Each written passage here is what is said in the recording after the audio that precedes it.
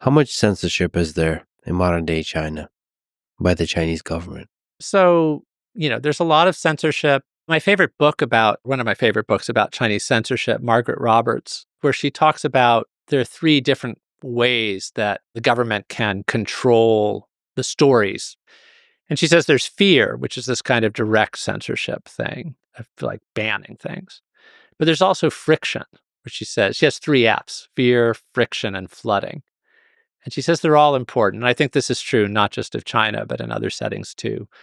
So, what friction means is you just make it harder for people to get answers or get information that you don't want them to get, even though you know that some people will get it. You just make it that the easiest way, the first answer you'll get through a search. Hmm. So, a lot of tech savvy or globally minded, tapped in Chinese people will use a VPN to jump over the firewall.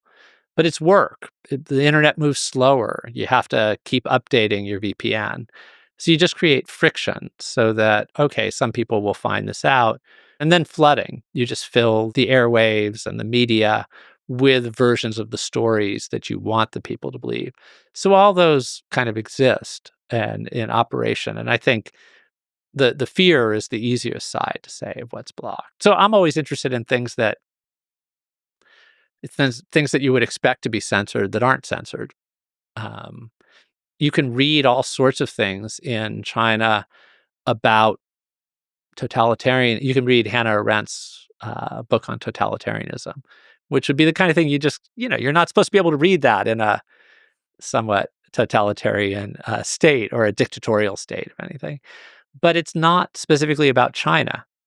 And so censorship is most restrictive when it's things that are actually about China, things about leaders of the Chinese Communist Party. There's intense kind of censorship of that, um, and certain events in that way. But a sort of like something through allegory, something through um, imagining a place that looks a lot like a Communist Party ruled state so that people are going to read it. There were things that were banned throughout up until like the very last period of Gorbachev's rule, things banned in the Soviet Union that are available in Chinese bookstores. You can buy 1984 in a Chinese bookstore. You've been able to since 1985. Um, you can buy, again, it's not about China. And actually, for some people within China in the mid 1980s, where they focused on the part of 1984 that's like the 2 minutes of hate, these rituals of denunciation of people, for some people in China, it seemed like it was about their past, not about their present. And then by the 90s, 1984 is a very bleak culture of scarcity, a place where people just aren't having fun. And people said, like, you could read, some people would read 1984 and say, look, this is the world we're living in. It's a big brother state. But others said, well, that has some similarities to us, but, he wasn't talking about a country like ours. Look, we've got supermarkets, we've got McDonald's. I mean, this is not, we got fast trains, we're living so much better in some ways than our grandparents did. And this isn't like that bleak world he was imagining. Yeah, you've actually spoken about and described China as more akin to the dystopian world of Brave New World than 1984, which is really interesting to think about. I think about that a lot. I've recently reread, over the past couple of years, reread Brave New World a couple of times, and also 1984. It does seem that the 21st century might be more defined to the degree it is dystopian, any of the nations are, by Brave New World than by 1984.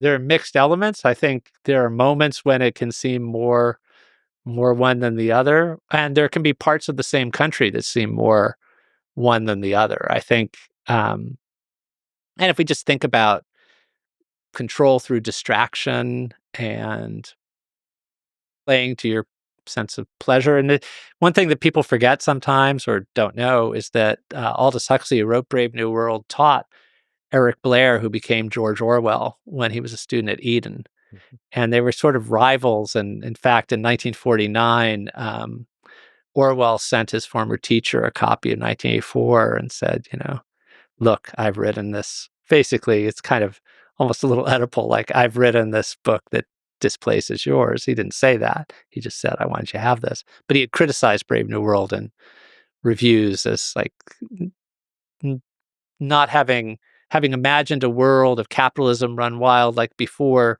realizing the kind of totalitarian threats of the middle of the 20th century. But Huxley wrote Orwell a letter in October of 1949, same month the Communist Party took control in China. Not that he mentions China. And he just said, it's a great book and everything, but I think the dictators of the future will find less arduous ways to keep control over the population. Basically saying more like what was in my book than in yours. I have to say, I think Huxley might be really onto something there. Truly a visionary. Although to give points to Orwell, I do think as far as just a philosophical work of fiction, 1984 is a better book. Because Brave New World does not quite construct the philosophical message thoroughly. Because 1984 contains many very clearly, very poetically defined elements of a totalitarian regime. Oh, and the dissection of language is just so Language. amazing. No, I think you've got a point there, and I went back and reread Brave New World, and it's fascinating, but it's very messy. Yeah. I think there's a clarity to Orwell's 1984.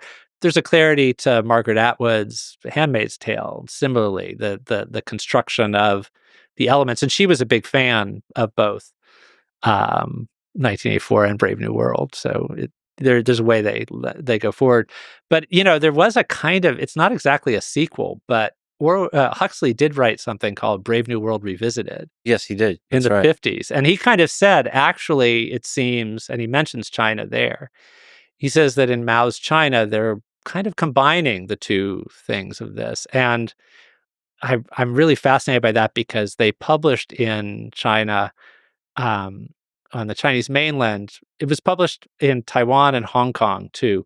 It's called the Dystopian Trilogy. And it's a box set where you have Zemiatin's We, who that inspired both Orwell and Huxley to some extent. That's one book. And then there's Animal Farm in 1984 is a second book. And then the third volume is Huxley's Brave New World and Brave New World Revisited. And it was published in Complex Characters. And you could buy it in Hong Kong. But I compared it to the book you can buy on the mainland. And it's all the same, except the parts in Brave New World Revisited that refer to China are scalpeled out. And this, I think, shows the subtlety of the censorship system. You can buy these books and you can read about them, but the parts that really show you how to connect the dots, that's taken out. And I do think the Brave New World side of things, I think with China, I was feeling it was definitely moving more toward Brave New World, except Tibet and Xinjiang being more the crude boot on the face 1984 style of control. But then during the COVID lockdowns, when people were being so intensely monitored and controlled, even places like Shanghai, that had seemed much more the Brave New World kind of style, had their Orwellian moment.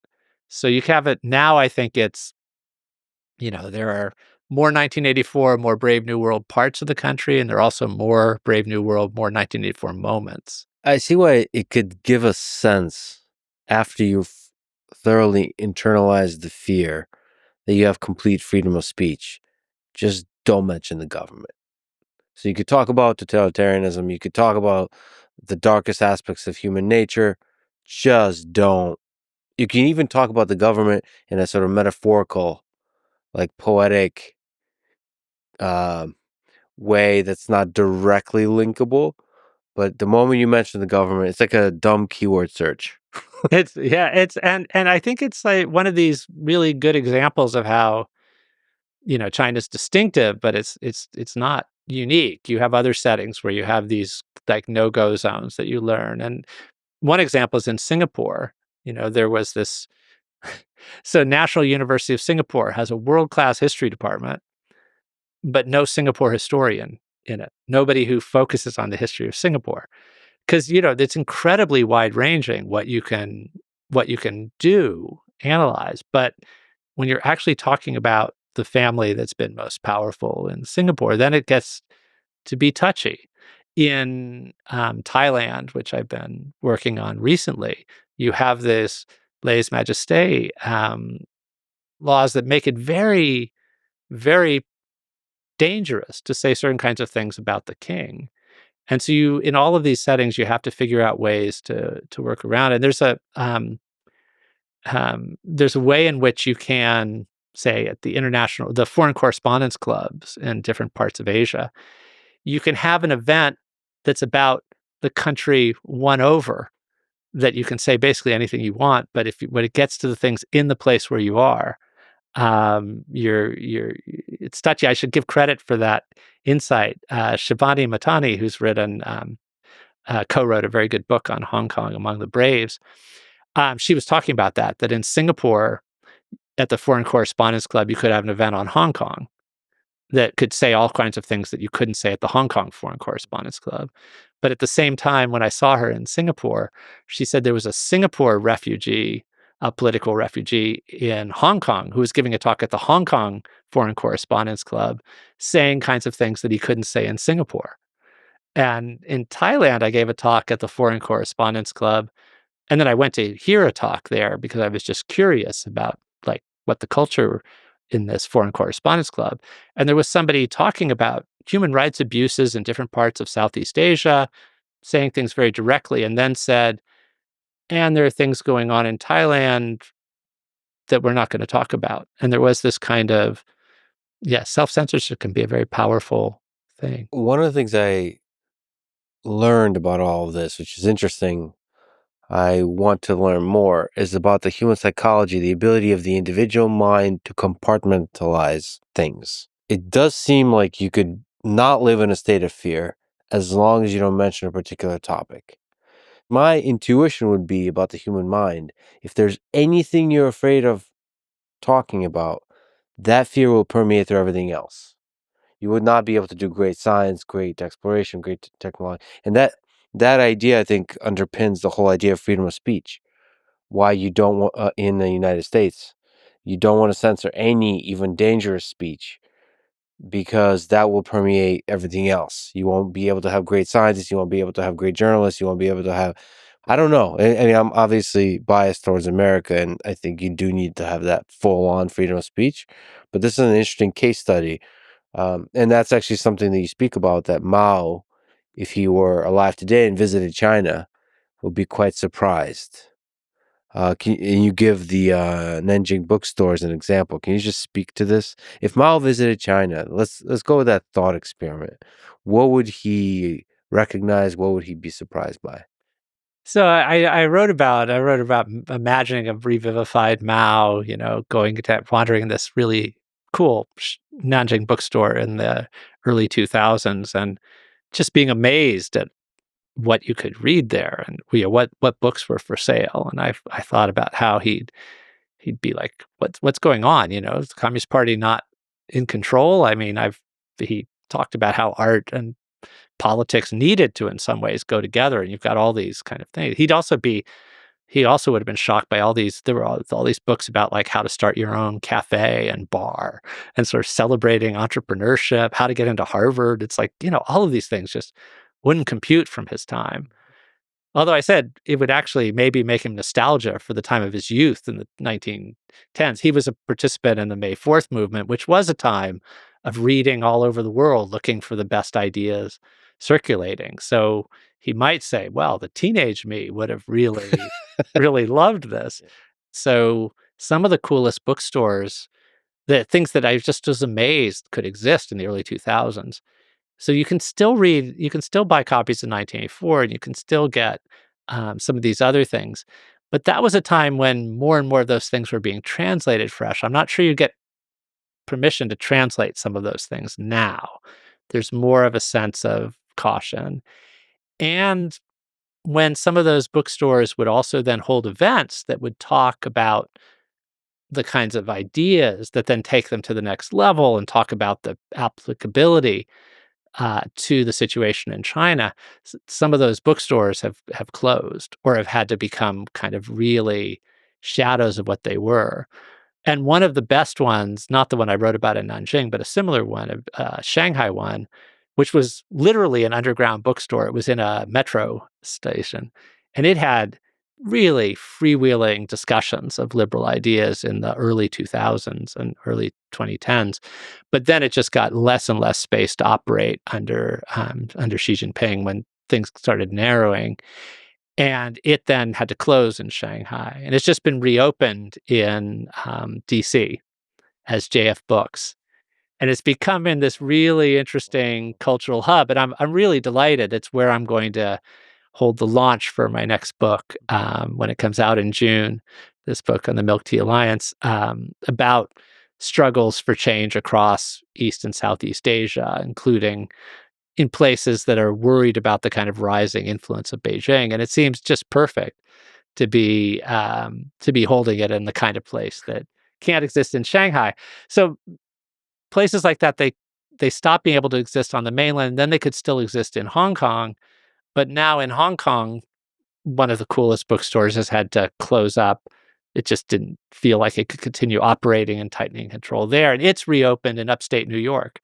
So you have this phenomenon Wow. of bookstores. There's also a few bookstores called the Nowhere Bookstores that opened in Chiang Mai and Taipei and The Hague. And I heard one is going to open is open in Japan too. My sometime collaborator, Amy Hawkins, who covers China for The Guardian, wrote a great piece late last year about this overseas bookstore phenomenon, sort of carrying on the conversations that people thought they might be able to have in China and then couldn't, and imagine someday being able to hold in China, but maybe can't. So first of all, boy, do I love America. And second of all, it makes me really sad because there's a very large number of incredible people in China, incredible minds. And maybe I'm romantic about this, but books is a catalyst for brilliant minds to flourish. And without that, So I guess maybe this is a good time to mention something that I do think about, and sometimes people will think because of censorship and that there's an idea of sort of brainwashing within China population control. And I periodically will get students from the mainland, and I have a lot of students from the mainland in my classes. I teach Chinese history, and I feel like, okay, now I'm contradicting the version of the past that's been drumbeat into them. But I'll still get students who are incredible free thinkers who have come through that system, and it just doesn't hold, or there are limits to it. And this is kind of, I mean, some of them are people who just got curious by something, and it is a porous system. Even, it's more porous than in North Korea, things like that. So there are, even if there's that like fear, friction, and flooding, which, Roberts talks about, that ends up keeping lots of people on the same page as the government, there's still people who take the time to go over the firewall or get intrigued, or they see an image sent by a friend of theirs on social media, will share them something on WeChat that it doesn't get picked up by the censors, but they look at it carefully and they say, "Oh, well, wait a minute. That contradicts what the government's official line is." So there's still ways in which that, creativity and freedom of thinking persists.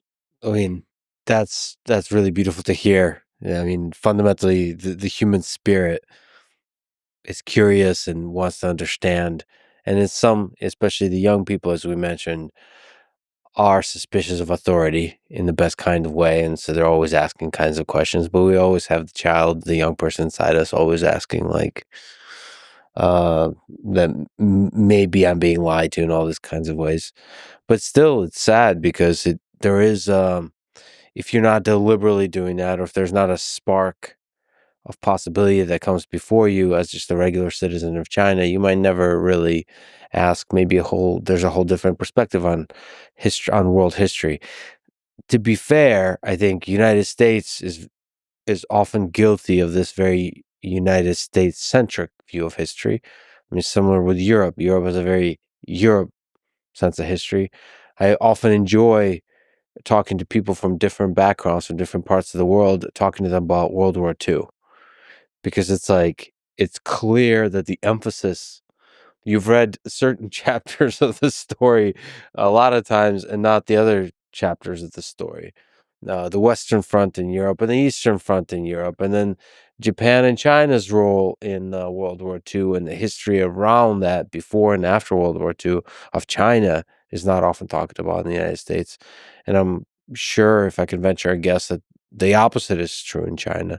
I certainly know the opposite was true in the Soviet Union, and even in Europe that directly experienced France, Great Britain, Germany, Italy. They all have very different ways of speaking and thinking and reading about World War II.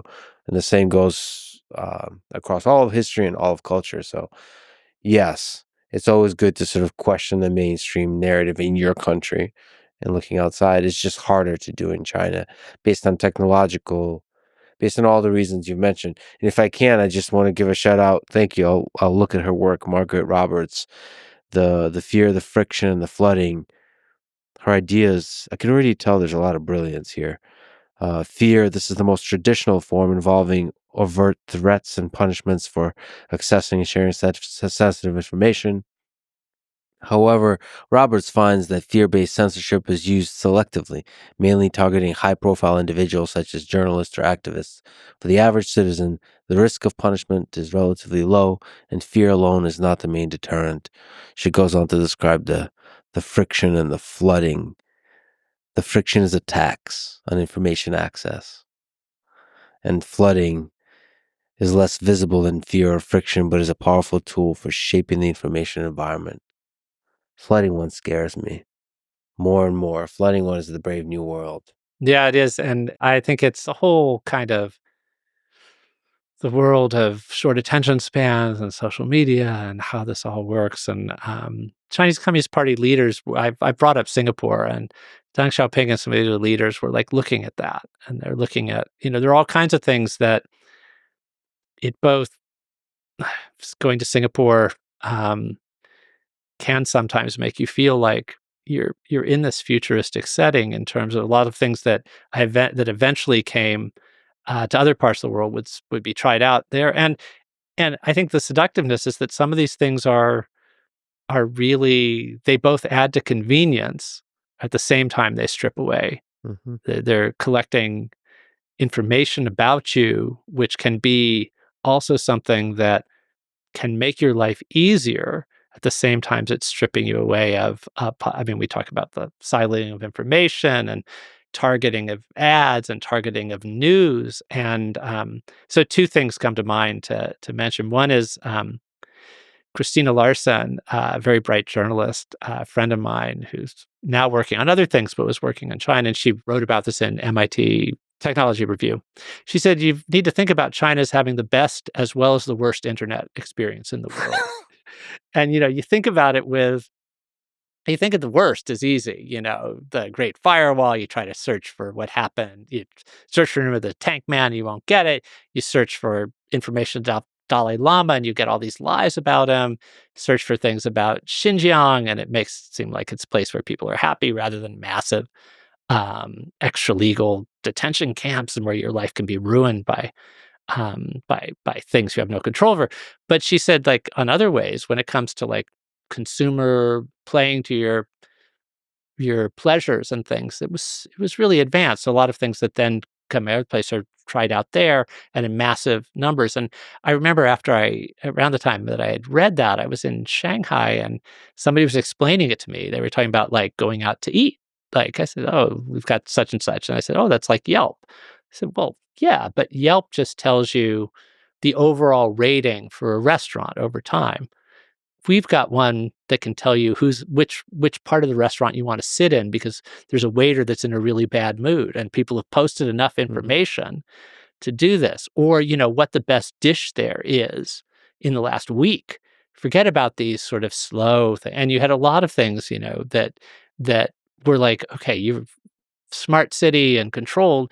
You can learn things about ease of movement. And Singapore had some of these things tested too. You had way before you go into an underground parking lot now in the U.S. and you find out whether there are any empty spaces on a floor, that was something that was years before in Singapore. And you used money less often there because you had a kind of transponder that would automatically pay for your parking and things. And it was something that can be very seductive. So the other line besides best and worst internet I always like is William Gibson, who wrote one of the other important dystopian novels of the present, Neuromancer. He wrote a rare for him nonfiction piece about Singapore where he referred to it as Disneyland with the death penalty.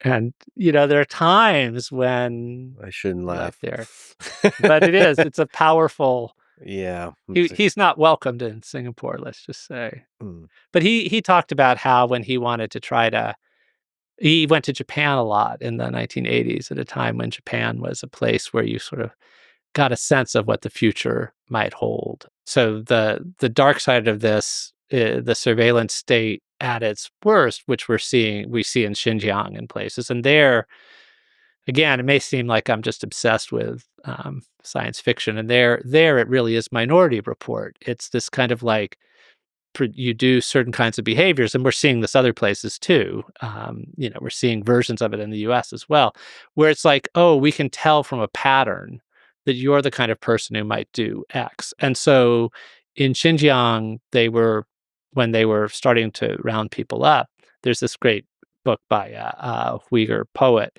He talks about how people were just starting to disappear off the streets, and they were being accused of being radicalized and being potential terrorists. And the cues could be something like somebody giving up smoking or not drinking alcohol, because that was seen as something that sometimes went along becoming um, more devoted to Islam and more devoted to a particular version of it. So he talked about how a group of the poets, when they would writers, would they get together, they would, whether or not any of them drank, they would make sure there was a bottle of alcohol on their table, because it was simply a way of trying to stay ahead of this system of looking for these kind of clues. So you really have this dark side of Xinjiang is this example, and Tibet also, with incredible tight control.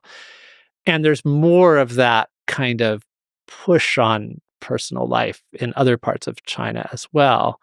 Um, but I think the question of whether we give up too much and who can abuse what we do give up is something that is being asked in the United States now about big tech companies, as well as it's asked about governments, but it's also asked about big tech and what you have as a trade-off. But I hadn't thought about it till this conversation, which I can tell is why people find it stimulating to have these extended conversations, because you have set lines, but then you the conversation goes and you think in a different way. So what I used to always say about China after 1989 was the Chinese Communist Party wanted to stay in power, and they realized that the Soviet bloc was falling apart. They knew that one reason why people, and this is like one way I think you have to understand why communism fell in Eastern Europe, was partly about ideals and thirst for freedom and that, but also people knew that East Germans knew that West Germans were having more fun and getting better stuff. And when some East Berliners got over the wall, one of the first places they went to was this department store to see if the images of better food and more choices were available there. And it was true. And I think this is as human as the desire for more freedom.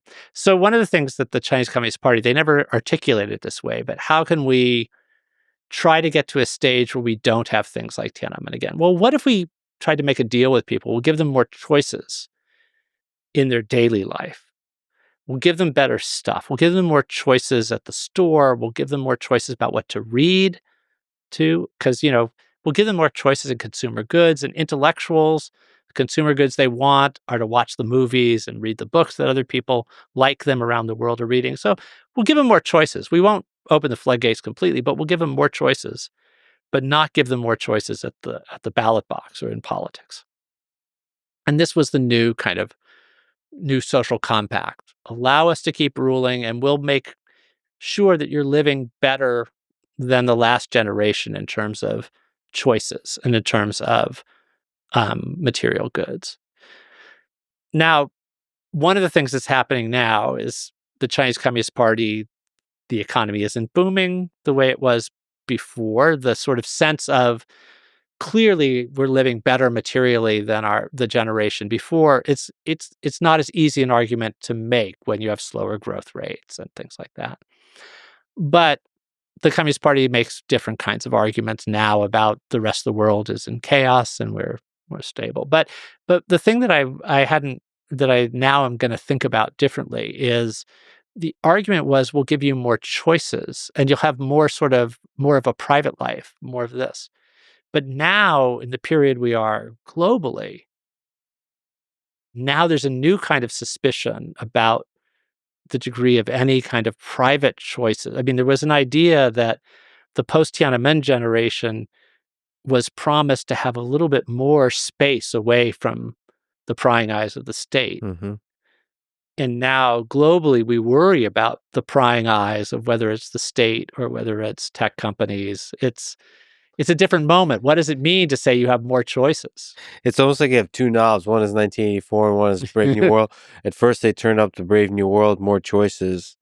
And now they're turning up the 1984, keeping the choices, but turning up the 1984 with more surveillance. So the choices you make have to be more public.